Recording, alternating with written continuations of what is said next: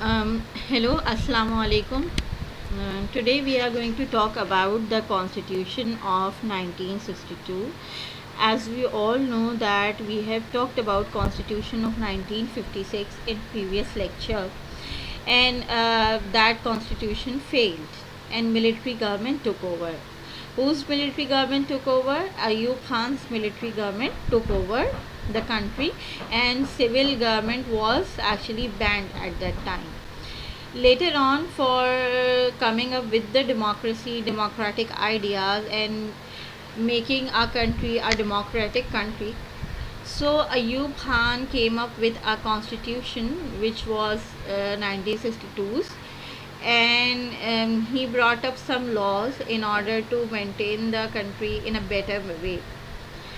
1962 constitution is also known as the brainchild of Ayub Khan. The reason behind calling it as a brainchild for Ayub Khan is that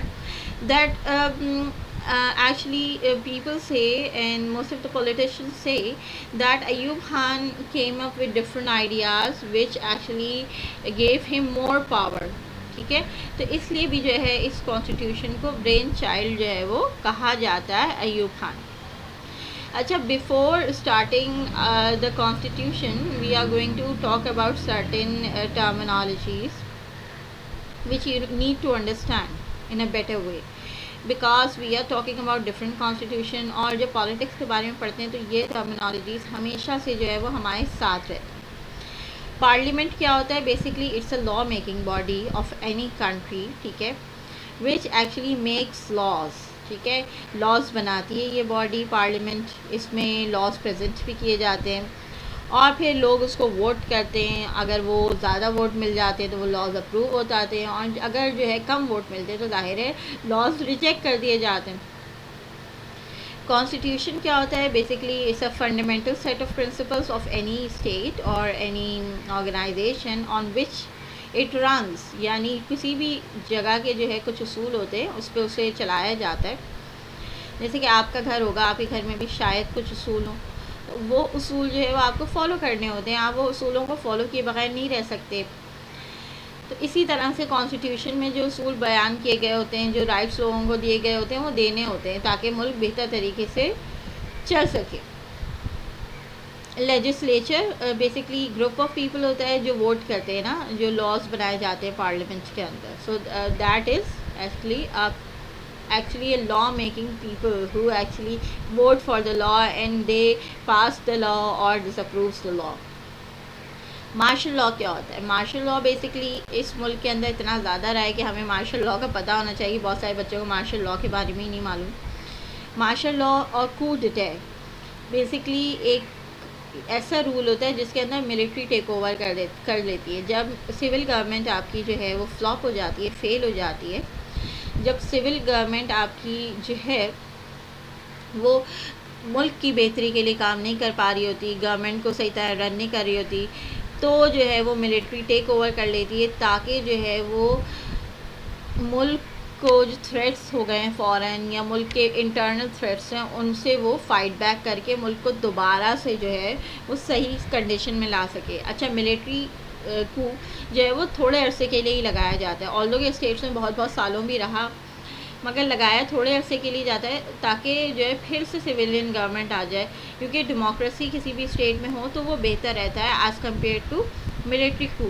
But there are a lot of people who supports dictatorship, who supports martial law, so that's another debate. We are not going to get into that. Let's talk about what was the constitution was all about. Basically the constitution had number one clause which was very much, people didn't like it. The clause was that name of the country will be converted to Republic of Pakistan. That is for the sake of giving a certain liberal touch to Pakistan, because Ayub Khan believed that if we remove Islamic word or the name of the Islam from Pakistan, so Pakistan will get more acceptance internationally. But چونکہ we all know that Pakistan was built up in the name of two nation theory, we got it in the name of Islam. تو جو ہے نا اس کو بہت زیادہ opposition کا سامنا کرنا پڑا، اور پھر ہمیں نظر آتا ہے کہ بہت زیادہ بڑے بڑے پروٹیسٹ بھی ہوئے، اور انہوں نے کیا کیا کہ پھر دوبارہ سے اسلامک ریپبلک نام رکھنے پہ وہ جو ہے وہ مجبور ہو گئے. تو ایک بہت ہی غلط کلاس تھا. پھر وہی وی آل نو sovereignty belongs to Allah, president shall be Muslim by faith. اچھا اس کے علاوہ انہوں نے کیا کیا، انہوں نے فارم آف گورنمنٹ کو چینج کر دیا. فارم آف گورنمنٹ کیا کر دی، فیڈرل سسٹم سے ہٹا کے جو ہے وہ انہوں نے پریزیڈینشیل سسٹم کو انٹروڈیوس کروایا. فیڈرل سسٹم میں لیڈر جو ہے وہ آپ کو سب کو پتہ ہے کہ پرائم منسٹر ہوتا ہے، جبکہ پریزیڈینشیل سسٹم کے اندر جو ہے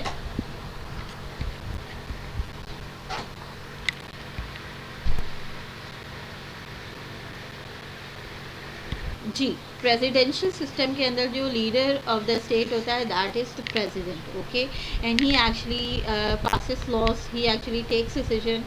اور جو ہے یہ سسٹم ہمیں جو ہے وہ یو ایس میں بھی نظر آتا ہے. Then there is another clause that was regarding unicameral parliament. It was also in 1956 constitution that there will not be two houses like one bicameral میں جیسے دو ہاؤسز ہوتے، اس کے اندر ایک ہی ہاؤس ہوگا وچ ول ٹیک ڈیسیژن. سینٹ کی پریزنس نہیں تھی، Saint نہیں ہوگا موجود. ٹھیک ہے. Further what were the classes, further was that Islamic Advisory Council that was of 12 people. Okay, he actually formed the advisory council. The reason was that he wanted to implement Islamic laws, or wanted to give impression to the people who are more inclined towards Islam that he also wants to follow Islamic provisions in constitution. Now, that is why he made up with the advisory council, so that the advisory council can give us Islamic decisions. Okay, then there was another system which was introduced. That system was of basic democracies. What was the system? Actually basic democracies کا جو system تھا وہ یہ تھا کہ بہت سارے تحصیل اور ضلعوں سے جو ہے وہ الگ الگ ان کے لیڈرز جو ہے وہ سلیکٹ کیے گئے. ٹھیک ہے. اور وہاں سے جو ہے وہ لیڈرز جو ہے ان کو سلیکٹ کرنے کے بعد جو ہے وہ ان کو امپورٹنٹ پوزیشنز دی گئیں تاکہ ہر ضلع اور تحصیل کی جو بھی پرابلمس ہیں وہ مین گورنمنٹ تک پہنچائی جا سکیں.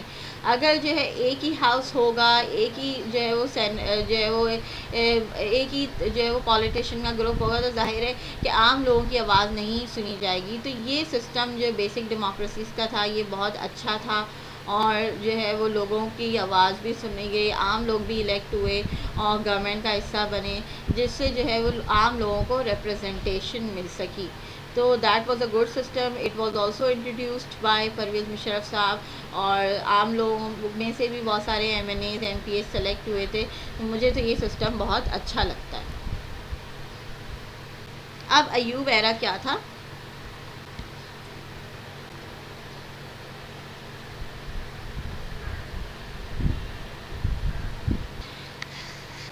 So we have discussed already about basic democracies. Then we have also discussed about constitutional reforms کہ کیا constitutional reforms انہوں نے present کیے تھے. So let's talk about social reforms. Okay, there were certain social reforms which were also introduced by Ayub Khan. Those reforms were actually he actually made certain family laws. Okay, that what kind of families like family planning laws. Okay, so those were introduced. Also polygamy was prohibited, that people are not going to get married if they have one wife. Okay, مجھے تو بڑا اچھا لگا یہ law. تو جو ہے جبکہ وچ از نان اسلامک، تو انہوں نے یہ کہہ دیا تھا کہ اگر کوئی اسپیشل کنڈیشنز ہیں تو ہی لوگ جو ہے دوسری شادی کر سکتے ہیں، without that they can not get marriage. اچھا جی.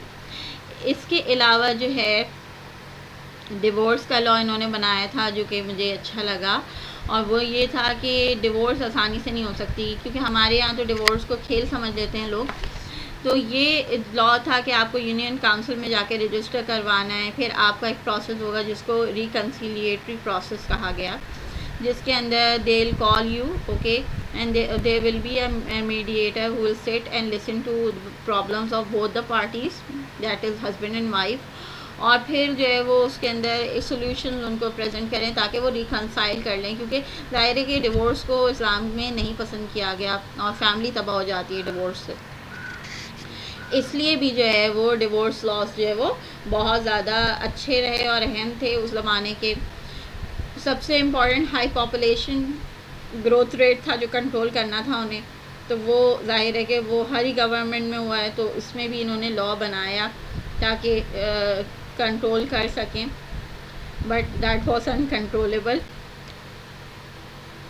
اچھا، اس کے علاوہ جو ہے ہمیں نظر آتا ہے کہ ایجوکیشنل ریفارمس بھی انہوں نے پریزنٹ کیے۔ ایجوکیشن ریفارمس کیا تھے؟ دیٹ انہوں نے ایجوکیشن کا کمیشن بنایا 1958 کے اندر، اور پرائمری ایجوکیشن کو سجیسٹ کیا کہ وہ فری کر دی جائے۔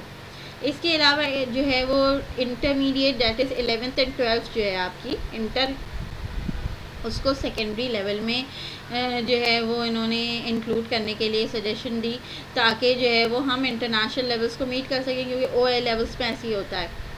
اور ٹیکنیکل ایجوکیشن کو بھی ایمفسائز کیا گیا تاکہ لوگوں کو ٹیکنیکل تعلیم دی جائے اور وہ سیکھ سکیں ٹیکنیکل چیزوں کو، تاکہ وہ جیسے فون صحیح کرنا ہے، ٹی وی صحیح کرنا ہے، یہ سب کچھ کرنا آئے گا تو ظاہر ہے کہ جاب لیس نہیں رہیں گے۔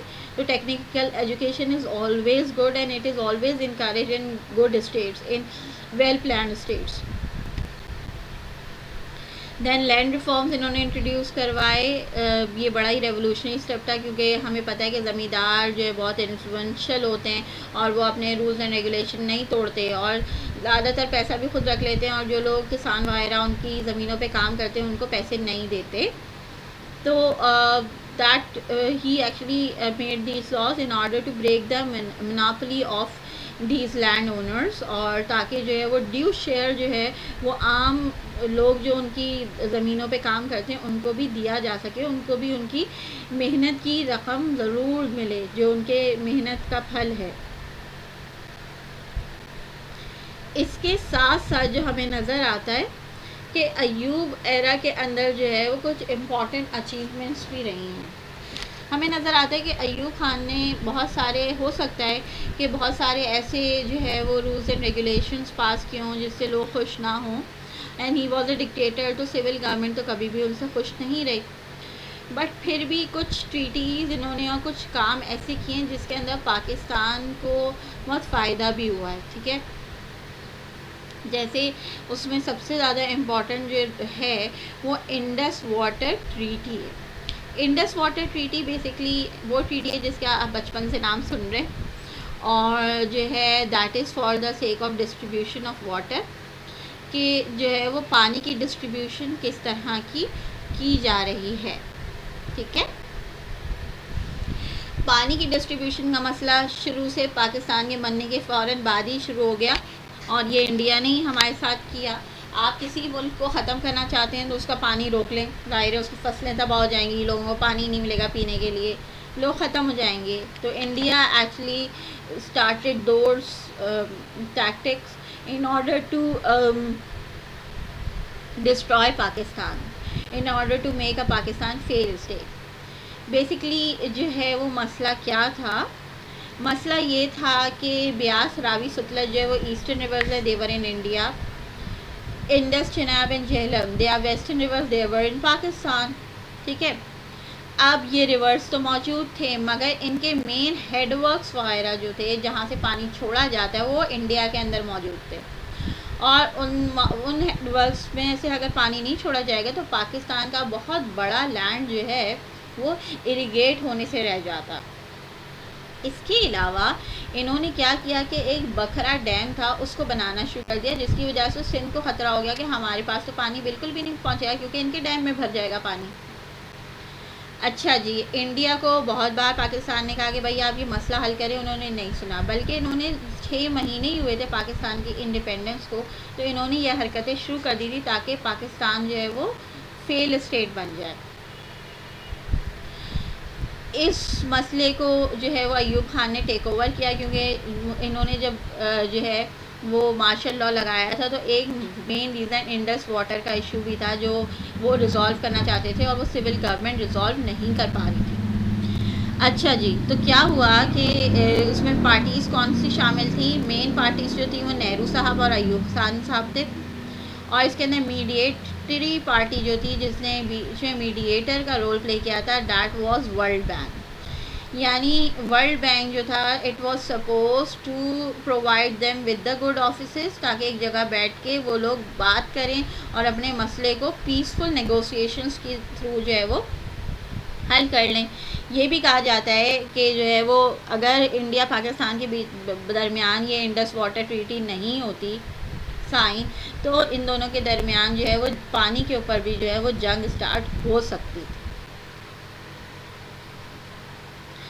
اچھا جی، کیا ہوا بھائی؟ اب پاکستان اور انڈیا بیٹھا اور جو ہے انہوں نے اس میں مسئلے کو حل کیا، اور انڈیا نے بھی پاکستان نے کلیم سنے، مان لیے۔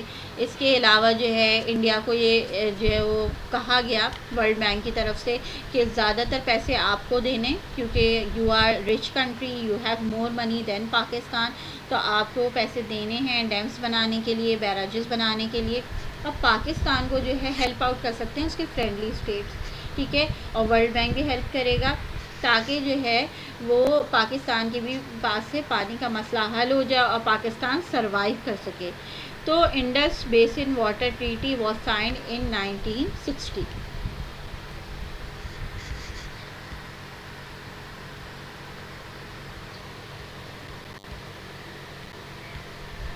Another issue was of 1965 war۔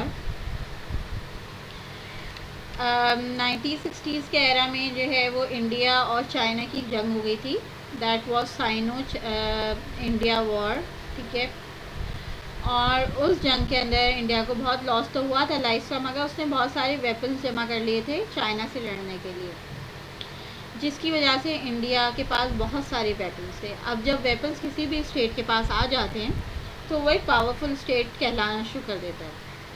South Asia کے اندر انڈیا کو ایک پرومیننس حاصل تھی کیونکہ it was a big country, it was getting stable, اور پھر ساتھ ساتھ اس کے پاس ویپنس بھی آ گئے تو پاکستان کو بہت خطرہ ہو گئے۔ اچھا، کسی بھی ملک کے پاس اگر بہت زیادہ اچھے ویپنس آ جائیں تو اس سے سب سے زیادہ خطرے کا شکار کون سا اسٹیٹ ہوتا ہے؟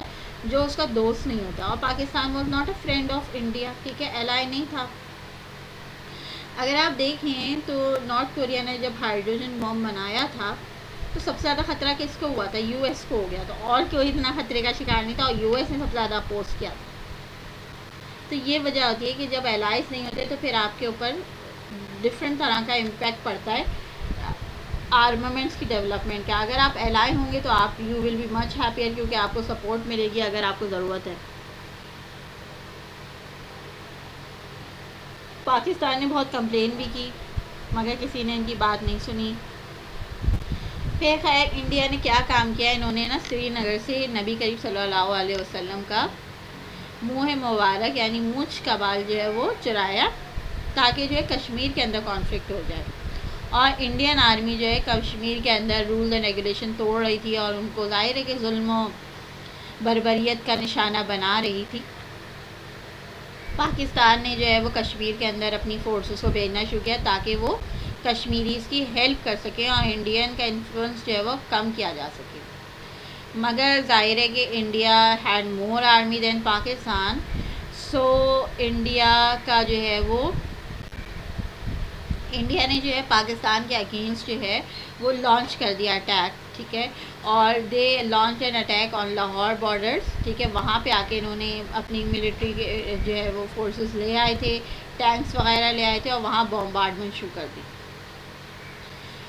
پاکستان نے بہت اچھے سے مقابلہ کیا تھا انڈیا کا اور ان کی فورسز کو بھگانے میں کامیاب بھی ہو گئے تھے، بٹ وار جو ہے وہ ڈسٹرکٹیو وار تھی کیونکہ کشمیر بھی جانے ضائع ہو رہی تھی، پاکستان انڈیا کی بھی ہو رہی تھی۔ اس وار کو جو ہے وہ سپر پاورز کبھی بھی نہیں کروانا چاہتے تھے، اور وہ چاہتے تھے کہ یہ جنگ جو ہے نا وہ ختم ہو جائے۔ تو جو ہے ایک ڈیکلریشن سائن ہوا اس جنگ کو ختم کرنے کے لیے، جو تاشکند ڈیکلریشن کہا جاتا ہے. میں بھی آپ کو بتاؤں گی تھوڑی دیر میں اس کے بارے میں بھی. مگر یہ جنگ جو ہے انڈیا پاکستان کی، اس میں ایک فائدہ جو ہے وہ پاکستان کو ہوا کہ اس نے کشمیر کا بہت سارا علاقہ جو ہے فری کروا لیا اور پاکستان کے حصے میں آ گیا، جو آزاد کشمیر کہلاتا ہے. اور جو ہے وہ جو علاقہ فری نہیں ہو سکا وہ جموں کشمیر بن گیا. ٹھیک ہے. تو تاشکند ڈیکلیریشن سائن ہوئی تھی. تاشکند ڈیکلیریشن یا تاشکند ایکارڈ جو ہے وہ between Indian prime minister Lal Bahadur Shastri اور پاکستان پریزیڈنٹ ایوب خان جو ہے وہ سائن ہوئی تھی to end the war of August September 1965. United Nation Security Council نے بہت زیادہ امپورٹنٹ رول پلے کیا تھا سیز فائر کروانے میں. اور سوویت یونین کے، یعنی رشیا کے اس زمانے کے سوویت یونین تھا، اس کے پریمیئر الیکسی کوسچن، انہوں نے بھی بہت امپورٹنٹ رول پلے کیا تھا، اور انہوں نے بلکہ پریشرائز کیا تھا دونوں پارٹیز کو کہ یہ جنگ ختم کر دیں.